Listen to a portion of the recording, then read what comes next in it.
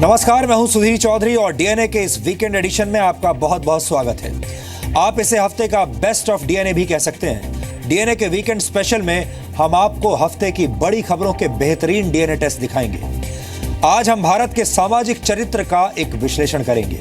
पूरा देश इस समय दो तरह के लोगों में बटा हुआ है। एक तरफ देश के जिम्मेदार और ईमानदार नागरिक हैं, तो दूसरी तरफ वो लोग हैं जो देश की भलाई के नाम पर बयानबाजी तो बहुत करते हैं, लेकिन वक्त आने पर देश के साथ खड़े नहीं होना चाहते। आज हमारा देश एक ऐसी क्रांति के दौर से गुजर रहा है जिसमें एक तरफ काला धन रखने वालों के खिलाफ युद्ध स्तर पर कार्रवाई की जा रही है। आम जनता बैंक्स और एटीएम्स के बाहर बड़ी बड़ी कतारों में खड़ी है, लेकिन दूसरी तरफ देश के ईमानदार लोगों की ईमानदारी को नेगेटिव एजेंडे से ढका जा रहा है और कुछ बेईमान लोग बदलाव की स्थिति को कमजोर करने की कोशिश में लगे हैं। ये बात एक गहरे डीएनए टेस्ट की मांग करती है। हम आपको 22 वर्ष के शहीद हर्षित भदौरिया के बारे में भी आज बताएंगे, क्योंकि भारतीय सेना का ये वीर जवान उस लाइन में खड़ा था जहां 2000 और 500 रुपए के नोट नहीं मिलते, बल्कि सिर्फ दुश्मनों की गोलियां ही मिलती हैं। लेकिन फिर भी उसने शिकायत नहीं की और आप सबके लिए हंसते हंसते अपनी जान दे दी। इसके अलावा हम अपनी पॉजिटिव पत्रकारिता के तहत आपको उत्तर प्रदेश के सहारनपुर लेकर चलेंगे, जहां हमने नोटबंदी के मुद्दे पर एक गांव में जाकर एक आम आदमी का इंटरव्यू किया है। ये सामान्य जीवन जीने वाले एक चौकीदार का इंटरव्यू है। ये इंटरव्यू 24 घंटे राजनीति करने वाले नेताओं और उनके इशारों पर काम करने वाले डिजाइनर पत्रकारों को शर्मिंदा कर देगा। आमतौर पर हमारे देश में आम व्यक्ति के, आम आदमी के इंटरव्यू लेने का चलन नहीं है। हम सिर्फ क्रिकेटर्स, फिल्म स्टार्स, सेलिब्रिटीज और बड़े नेताओं के ही इंटरव्यूज लेना चाहते हैं। लेकिन आज हम आपको बताएंगे कि इस देश के असली सुपरस्टार कौन है। इसके अलावा आज हम आपको जापान भी लेकर चलेंगे, जहां की एक सड़क पर जापान के शानदार सिस्टम का करिश्मा देखने को मिला है। जापान के एक शहर में 5 लेन की एक सड़क का हिस्सा जमीन में धंस गया था और वहां पर 50 फुट गहरा गड्ढा बन गया था, लेकिन वहां के सिस्टम ने सिर्फ 2 दिनों में इस गड्ढे को भर दिया और इस सड़क को पहले के मुकाबले 30 गुना ज्यादा मजबूत बना दिया। यह अपने आप में एक करिश्मा है। भारत में आप ये सपने में भी नहीं सोच सकते कि इतने बड़े गड्ढे वाली सड़क को सिर्फ 2 दिन में ठीक किया जा सकता है। भारत में सड़क का कोई हिस्सा खराब होने के बाद एक बोर्ड लगा दिया जाता है, जिस पर हिंदी में लिखा होता है, सावधान, आगे आदमी काम पर है। और फिर वो आदमी हफ्तों और महीनों तक काम पर ही रहते हैं, लेकिन सड़क ठीक नहीं होती। भारत और जापान के बीच का यह फर्क आज एक डीएनए टेस्ट की मांग करता है। लेकिन आज का डीएनए टेस्ट शुरू करने से पहले देखते हैं आज की तमाम बड़ी खबरें नॉन-स्टॉप न्यूज में। प्रधानमंत्री नरेंद्र मोदी ने कहा है कि नोट बैन के रूप में देश में स्वच्छता अभियान चलाया जा रहा है और आगे इसका दायरा और बढ़ाया जाएगा। मुंबई में चल रहे ग्लोबल सिटीजन फेस्टिवल में वीडियो कॉन्फ्रेंसिंग के जरिए अपने भाषण में पीएम ने ये चेतावनी दी। बॉर्डर के पार की सफाई हो या काले धन से भरी तिजोरियों के भीतर तक की सफाई हो, सब कुछ जोर शोर से चल रहा है। नोट बैन होने के 10 दिनों बाद अब हालात बेहतर हो गए हैं। आज बैंकों के बाहर लोगों की कतार पहले के मुकाबले थोड़ी कम नजर आई। आज देश भर में बैंकों ने अपने अपने ग्राहकों के लिए काम किया, यानी जिस बैंक में ग्राहक का खाता है वो उसी में गया, लेकिन उन्हें नोट बदलवाने की सुविधा नहीं दी गई। वो खाते में सिर्फ पैसे जमा कर पाए या निकाल पाए। हालांकि सीनियर सिटीजन्स को इस नियम में छूट दी गई। वो किसी भी बैंक में जाकर नोट बदलवा सकते थे। बहुत आराम मिला, आज पैसा भी मिला और साथ में पुराने नोट भी बदले गए। सिटीजन का आज पूरा हमने लाभ उठाया। लगे रहते थे सुबह से 7 बजे से आके, लेकिन आज पूरा काम मेरा हुआ। नोट बैन के फैसले के बाद बैंक खातों में भारी रकम जमा कराने वाले सैकड़ों लोगों और कंपनियों को इनकम टैक्स विभाग ने नोटिस जारी किया है। इनकम टैक्स विभाग पूरे देश में पैसे जमा कराने वाले लोगों और कंपनियों पर नजर बनाए हुए है और शुरुआती जांच के बाद 2.5 लाख से ज्यादा जमा कराने वालों से जवाब मांगा जा रहा है। नोटिस के जरिए पूछा जा रहा है कि उनकी आमदनी का स्रोत क्या है, वो रकम के दस्तावेज दिखाएं। साथ ही ऐसे लोगों से पिछले 2 साल के इनकम टैक्स रिटर्न कॉपी भी मांगी जा रही है। बीजेपी ने अपने राज्यसभा सांसदों को संसद में मौजूद रहने के लिए व्हिप जारी किया है। बीजेपी सांसदों से कहा गया है कि वो 21, 22 और 23 नवंबर को संसद में मौजूद रहें। नोट बैन के मुद्दे पर राज्यसभा में चर्चा और सरकार के जवाब की वजह से बीजेपी ने ये व्हिप जारी किया है। साथ ही बीजेपी इन तीनों दिनों के दौरान कुछ जरूरी विधेयक भी पास कराना चाहती है। कश्मीर के पुलवामा में सुरक्षा बलों ने मुठभेड़ के दौरान एक आतंकी को ढेर कर दिया। 2 आतंकवादियों के अभी भी छिपे होने की आशंका है, जिन्हें ढूंढने के लिए पूरे इलाके की नाकेबंदी कर दी गई है। सुरक्षा बलों ने पुलवामा के बेगम बाग गांव में आतंकियों के छिपे होने की जानकारी मिलने के बाद सर्च ऑपरेशन शुरू किया। इसी दौरान आतंकियों ने सुरक्षा बलों पर फायरिंग की। जवाबी फायरिंग में एक आतंकी मारा गया। सस्पेक्टेड पल्सर व्हीकल में 2 फिरन में बंदे भागते हुए दिखे। तो हमें उनका हथियार दिखा, हमने उनको चैलेंज किया कि रुक जाओ, पर वो नहीं रुके। उन्होंने हम पे फायर कर दिया। तो इसी जवाबी फायर में उनमें से एक मिलिटेंट वहीं न्यूट्रलाइज हो चुका है। उधर जम्मू के नौशेरा और सुंदरबनी सेक्टर में पाकिस्तान ने सीज फायर का उल्लंघन करते हुए सेना की चौकियों और आम लोगों के घरों पर फायरिंग की। नौशेरा में सुबह 10 बजे के करीब फायरिंग शुरू हुई, जबकि सुंदरबनी में दोपहर 2 बजे के करीब। भारत ने भी पाकिस्तान की फायरिंग का जवाब दिया है। पाकिस्तान की फायरिंग में बीएसएफ और सेना का एक जवान घायल हुआ है। बाद में जो ये छोटे छोटे स्प्लेंडर पड़े हैं, ये अभी हमारे यहाँ से सिर्फ 50 गज की दूरी पर पड़ा एक बहुत बड़ा हैवी 125 मोटार पड़ा है, जिसकी वजह से हमारे यहाँ मवेशी भी बंदे हम तो देखने नहीं गए, घर से बाहर नहीं निकल पा रहे हैं। असम के तिनसुकिया जिले में उल्फा आतंकियों के हमले में सेना के 3 जवान शहीद हो गए, जबकि 4 घायल हैं। सुबह 5:30 बजे के करीब उल्फा आतंकियों ने घात लगाकर सेना के काफिले पर हमला किया। आतंकियों ने बारूदी सुरंग बिछाकर सेना के ट्रक को भी निशाना बनाया। हमले के बाद सेना उल्फा के खिलाफ अभियान चला रही है। इलाके से 4 रॉकेट लॉन्चर बरामद किए गए हैं। मैं निंदा करता हूं और जो भी इस घटना में शामिल है उसको सही सबक सिखाया जाएगा। तमिलनाडु की मुख्यमंत्री जयललिता को आईसीयू से जनरल वार्ड में शिफ्ट कर दिया गया है। ये जानकारी जयललिता की पार्टी एआईएडीएमके ने ट्वीट करके दी है। कल अस्पताल ने भी बताया था कि सीएम जयललिता की सेहत ठीक है, अगर वो चाहें तो उन्हें अस्पताल से छुट्टी दी जा सकती है। मुख्यमंत्री को 22 सितंबर के दिन बुखार और संक्रमण की शिकायत के बाद अस्पताल में भर्ती कराया गया था। बीते हफ्ते जयललिता ने भी बयान जारी करके ये कहा कि उन्हें लोगों की दुआओं की वजह से नई जिंदगी मिली है।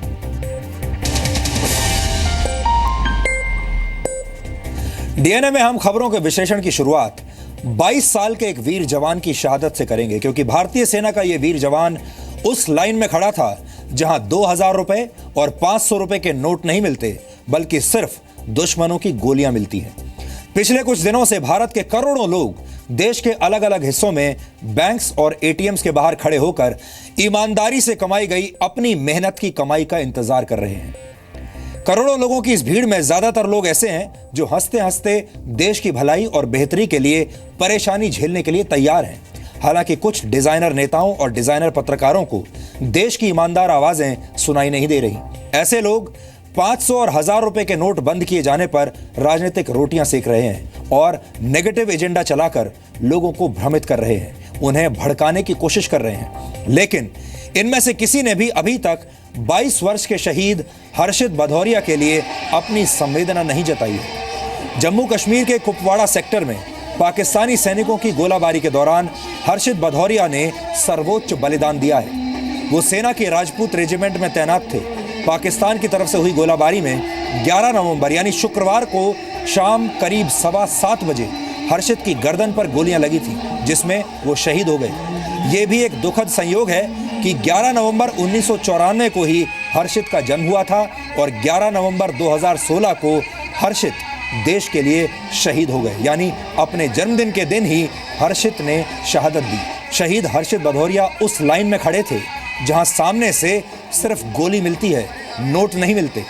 हर्षित ने कभी भी देश की रक्षा करते हुए ये नहीं कहा कि उन्हें बहुत तकलीफ हो रही है और वो बॉर्डर पर दुश्मन का सामना करने का कष्ट नहीं उठा सकते। हमारे देश के लोग देश की रक्षा के दायित्व वाली इस लाइन में 1 मिनट के लिए भी खड़े नहीं होना चाहते, लेकिन कम से कम वो इतना तो कर ही सकते हैं कि देश हित में काले धन के खिलाफ चल रही इस मुहिम में अपना थोड़ा सा योगदान दे दें। अगर 22 साल का ये लड़का देश के लिए अपनी जान दे सकता है तो देश के दूसरे लोग कम से कम देश हित में थोड़ी देर के लिए, कुछ घंटों के लिए ही सही, लाइन में लग सकते हैं। अपने जीवन के 50 दिन तो दे ही सकते हैं। उनके सहयोग से देश को काले धन से लड़ने में मदद मिलेगी। कई लोग ये भी कह रहे हैं कि उनके पास काला धन नहीं है, ऐसे में उन्हें लाइन में खड़े होने के लिए क्यों मजबूर किया जा रहा है। इस देश का आम लोग, बहुत सारे लोग ऐसा कहते हैं कि आम लोग ये कह रहे हैं कि उनकी कोई गलती नहीं, सजा उनको दीजिए जिनके पास काला धन है, लेकिन सजा उनको मिल रही है जिनके पास काला धन नहीं है। लोग लाइन में नहीं खड़े होना चाहते। ऐसे लोग, हमारे जवानों के बारे में ऐसे लोगों को सोचना चाहिए। जरा सोचिए, अगर कोई जवान ये कह दे कि पाकिस्तान से उसकी कोई निजी लड़ाई नहीं है और वो अपने सीने पर गोलियां क्यों खाए, आतंकवादियों से उसकी निजी लड़ाई नहीं है, वो आतंकवादियों से क्यों लड़ाई करे, या आतंकवादियों ने जिन परिवारों को मारा है, जिन परिवारों के लोगों की हत्या की है, उन्हीं परिवारों पर छोड़ देना चाहिए कि वही इन आतंकवादियों से बदला ले। तब आप क्या करेंगे? तब क्या होगा? हमें लगता है कि देश हित से जुड़ी लड़ाई चाहे बॉर्डर पर हो या देश के अंदर हो, हर भारतीय को इसमें हिस्सा लेना चाहिए। अपने विचार को आगे बढ़ाते हुए अब हम भारत के सामाजिक चरित्र का एक विश्लेषण करेंगे और आप ध्यान से सुनिएगा। पूरा देश इस समय दो तरह के लोगों में बटा हुआ है। एक तरफ देश के जिम्मेदार और ईमानदार नागरिक हैं, तो दूसरी तरफ वो लोग हैं जो देश की भलाई के नाम पर बयानबाजी तो बहुत शौक से करते हैं, लेकिन वक्त आने पर देश के साथ खड़े नहीं होना चाहते, कष्ट नहीं उठाना चाहते। आज हमारा देश एक ऐसी क्रांति के दौर से गुजर रहा है जिसमें एक तरफ काला धन रखने वालों के खिलाफ युद्ध स्तर पर कार्रवाई की जा रही है। आम जनता बैंक्स और एटीएम के बाहर खड़ी बड़ी बड़ी कतारों में खड़ी है, लेकिन दूसरी तरफ देश के ईमानदार लोगों की ईमानदारी को नेगेटिव एजेंडे से ढका जा रहा है और कुछ बेईमान लोग बदलाव की स्थिति को कमजोर करना चाहते हैं। पहले यही लोग ये कहते थे कि देश की सरकारें कुछ नहीं करती, बड़े फैसले नहीं लिए जाते, कठिन फैसले नहीं लिए जाते, लेकिन जब लिए जाते हैं तो ये उन फैसलों का विरोध करते हैं। इस देश में अफजल प्रेमी हैं, कन्हैया कुमार के चाहने वाले हैं, बुरहान वानी को हीरो बनाने वाले हैं, हाफिज सईद के समर्थक हैं, उन्हें प्यार करने वाले हैं, और अब यही लोग देश की सफाई के लिए कुछ दिन लाइन में खड़े नहीं हो सकते। ऐसे लोग सिनेमा की टिकट लेने के लिए लाइन लगा सकते हैं, क्रिकेट मैच की टिकट खरीदने के लिए लंबी कतार में खड़े हो सकते हैं, धक्का मुक्की कर सकते हैं, मुफ्त फोन कॉल करने के लिए अगर सिम कार्ड बांटा जा रहा हो या किसी शॉपिंग मॉल के बाहर सेल लगी हो तो भी ये लोग लंबी लाइन में खड़े हो जाएंगे अपनी खुशी से। लेकिन देश के निर्माण में अपना योगदान देने के लिए अगर लाइन लगी हो तो ये लोग उसमें खड़े बिल्कुल नहीं होंगे। ऐसे लोगों को देश का कानून मान्य नहीं है। ये वो लोग हैं जो देश के नाम पर सोशल मीडिया पर एक ब्लॉग लिख देंगे और अपनी डीपी यानी डिस्प्ले पिक्चर बदलकर अपनी जिम्मेदारियों से मुक्ति पा लेंगे। सोशल मीडिया पर आकर अपने आप को देशभक्त साबित कर देंगे। लेकिन जब कुछ कष्ट उठाने की बारी आएगी तो ये लोग सबसे पहले भागेंगे। आपको याद होगा जब लोकपाल आंदोलन हुआ था और जब निर्भया के लिए सड़कों पर लोगों की भीड़ उतर आई थी, तब सब ने देशभक्ति और महिलाओं की सुरक्षा के नाम पर आक्रोश व्यक्त किया था। आपको याद होगा 2011 और 12 में भ्रष्टाचार के खिलाफ अन्ना हजारे ने कितना बड़ा आंदोलन किया था। हजारों की संख्या में लोग उतर आए थे। लोग अपने दफ्तरों से छुट्टी लेकर आते थे, अपना पैसा खर्च करके इन आंदोलनों में शामिल होते थे और ये कस्में खाते थे कि वो इस देश से भ्रष्टाचार को मिटाकर ही रहेंगे। बहुत से लोग ये कह रहे हैं कि सारी व्यवस्था को इस तरह काम करना चाहिए था कि सब कुछ बिल्कुल स्मूथ होता, किसी को कोई तकलीफ ना होती। लेकिन क्या आपने ये बात कभी किसी जवान से पूछी है?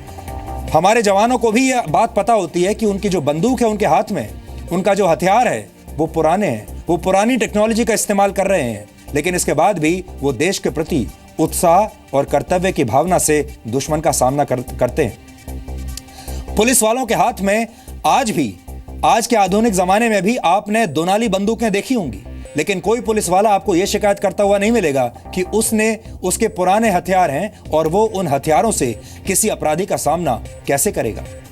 लोगों को बदलाव चाहिए, लेकिन वो इसके लिए खुद कुछ नहीं करना चाहते, जरा सी भी तकलीफ नहीं उठाना चाहते। वो सोशल मीडिया पर अपनी डीपी बदलकर और स्टेटस अपडेट करके किसी मुद्दे को अपना समर्थन दे देते हैं, लेकिन साथ ही किसी कानून या नियम को लेकर अपने लिए पूरा डिस्काउंट भी चाहते हैं। ये भारतीय समाज की सबसे बड़ी समस्या रही है और इस समस्या को दूर किए बिना देश में कोई बदलाव कभी भी नहीं आ सकता। हमारे देश में 22 साल के लड़के और लड़कियां अपने जन्मदिन पर सिर्फ पार्टी करना चाहते हैं, अपने दोस्तों को बाहर ले जाना चाहते हैं, अपने माता पिता से गिफ्ट लेना चाहते हैं। और इस उम्र में बहुत कम युवा ऐसे होते हैं जो देश के बारे में कुछ सोचते हैं। लेकिन आज शहीद हर्षित भदौरिया के बारे में सोचने का दिन है। 22 साल की उम्र में देश के लिए हर्षित अपनी जान देकर चले गए, जबकि हमारे देश में कई ऐसे लोग हैं जिन्हें कुछ घंटे लाइन में खड़े होने में परेशानी है।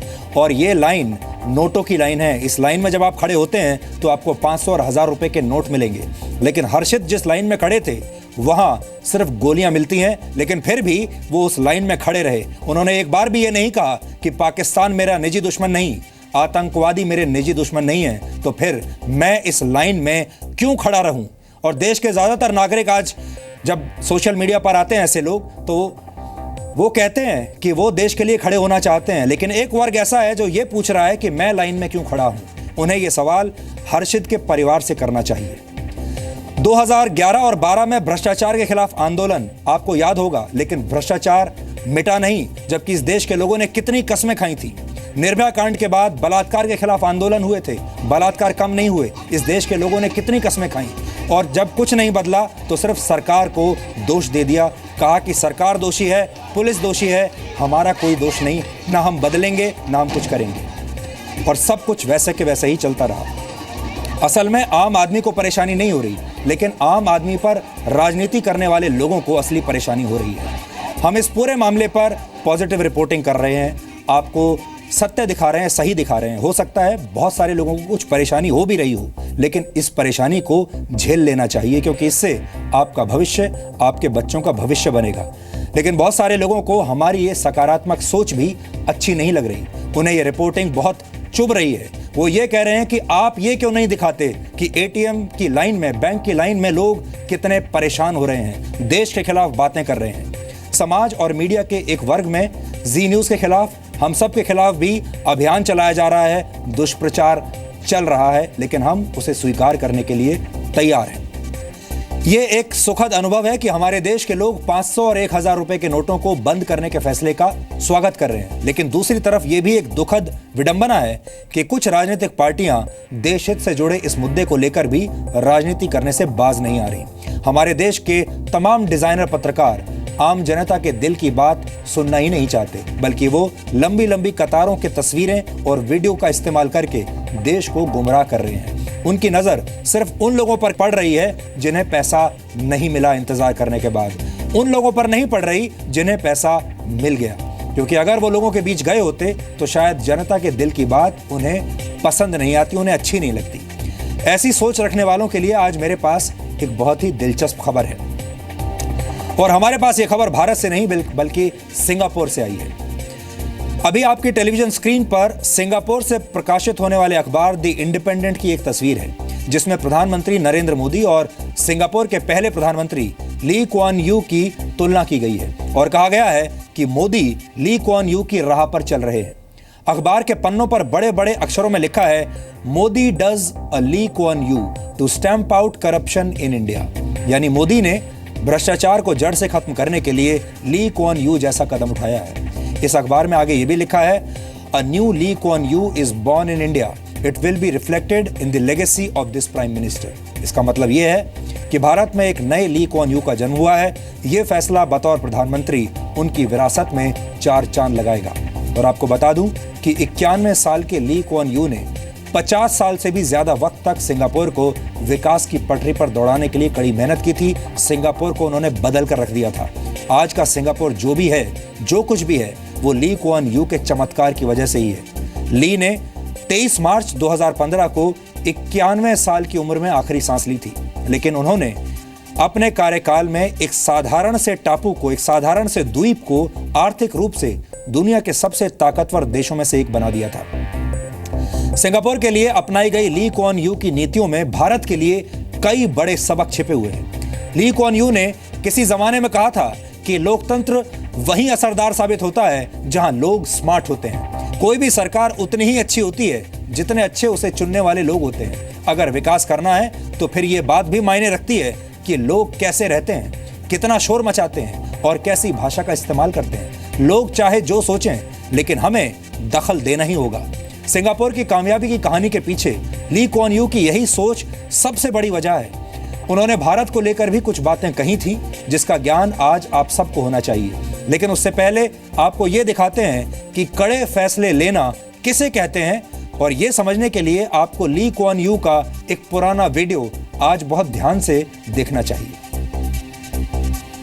When I met the SIA pilots, I didn't meet them on TV. I met them face to face. So 5 feet across the table so they can see me and see whether I'm still vigorous, able to campaign and take them on, whether it's worth taking me on. And I offered them 2 choices. Either you argue, you stop this intimidation, which is what it was, bringing SIA right down, disrupting services, ruining its reputation, millions of dollars worth of advertisements and sales ruined within a matter of 2 weeks. I gave them a choice. Continue this, and I will, by every means at my disposal, teach you and get the people of Singapore, help me teach you a lesson you won't forget. And I'm prepared to start all over again. Or stop it. Get back to work. Restore discipline. Then argue your case. Took them 65 minutes. And they decided, okay, it isn't worth the fight. Why? Because they know they'll lose. They know that I'm prepared to ground the airline. They know that I can get the airline going again without them. And let there be no mistakes about this. Whoever governs Singapore must have that iron in him, or give it up. This is not a game of cards. This is your life and mine. I've spent a whole lifetime building this. And as long as I'm in charge, nobody's going to knock it down. इसे कहते हैं कड़े फैसले लेना। देश में नोटबंदी को लेकर संसद के अंदर से लेकर बाहर तक हंगामा हो रहा है, और ऐसा लगता है कि देश के विपक्ष ने इस हंगामे की एक तरह से फिक्सिंग कर ली है। यह बहुत बड़ा विरोधाभास है कि चुनाव आते ही तमाम पार्टियां, तमाम नेता अपने घोषणा पत्र में काले धन और भ्रष्टाचार को खत्म करने की बड़ी बड़ी बातें लिखते हैं। रैलियों में बड़े बड़े नेता काले धन के खिलाफ कस्में खाते हैं, लेकिन जब काले धन और भ्रष्टाचार के खिलाफ देश में कोई बड़ा फैसला होता है तो यही नेता जनहित के फैसलों का विरोध करने लगते हैं। नेता अक्सर ये सोचते हैं कि जनता की याददाश्त बहुत कमजोर होती है और वो सब कुछ भूल जाती है, और इसीलिए उन्हें नैतिक भ्रष्टाचार करते हुए कोई हिचकिचाहट नहीं होती। आजकल हमारे देश में कई नेता बैंक्स और एटीएम्स के बाहर लाइन में लगी जनता को भड़काकर अपने राजनीतिक नंबर बनाना चाहते हैं, और वो भी तब जब ये नेता काले धन और भ्रष्टाचार के खिलाफ लड़ाई लड़ने की बड़ी बड़ी बातें खुद अपने ही भाषणों में पहले कर चुके हैं। ये ऐसे डिजाइनर नेता हैं जो भ्रष्टाचार के खिलाफ हो रहे आंदोलन और आम आदमी की भावनाओं को अपनी सीढ़ी बनाकर सत्ता में आए थे, लेकिन चुनाव खत्म होने के बाद और सत्ता हासिल करने के बाद ये नेता सब कुछ भूल गए और जनता के हितों की जड़ें काटने लगे। पूरा देश इस समय 2 तरह के लोगों में बटा हुआ है। एक तरफ वो लोग हैं जो काले धन के खिलाफ क्रांतिकारी फैसले का समर्थन कर रहे हैं। ये एक बहुत बड़ा वर्ग है। देश की ज्यादातर जनता काले धन के खिलाफ हुए फैसले के पक्ष में है, और ऐसे लोगों को अब ये तमाम नेता और डिजाइनर पत्रकार अपने एजेंडे के तहत बीजेपी का कार्यकर्ता बता रहे हैं। दूसरी तरफ वो लोग हैं जो नोटबंदी के फैसले का विरोध कर रहे हैं। ऐसे लोगों की संख्या बहुत कम है, और ऐसे लोगों को हमारी मीडिया, प्रेस और डिजाइनर नेता सेक्युलर कह रहे हैं। यानी कुछ नेताओं ने अपनी दूषित सोच के तहत समाज का राजनीतिक विभाजन कर दिया है। आज हमारा देश एक ऐसी क्रांति के दौर से गुजर रहा है जिसमें आम जनता परेशानियों के बावजूद देश हित में बैंक्स और एटीएम्स के बाहर लंबी कतारों में खड़ी है, लेकिन देश के इन ईमानदार लोगों के प्रयास को नेगेटिव एजेंडे से ढका जा रहा है, और कुछ बेईमान लोग बदलाव की स्थिति को कमजोर करना चाहते हैं। हमारी आपसे अपील है कि ऐसे लोगों की राजनीति को पहचानें और इनके राजनीतिक इंद्रजाल में फंसने से बचें।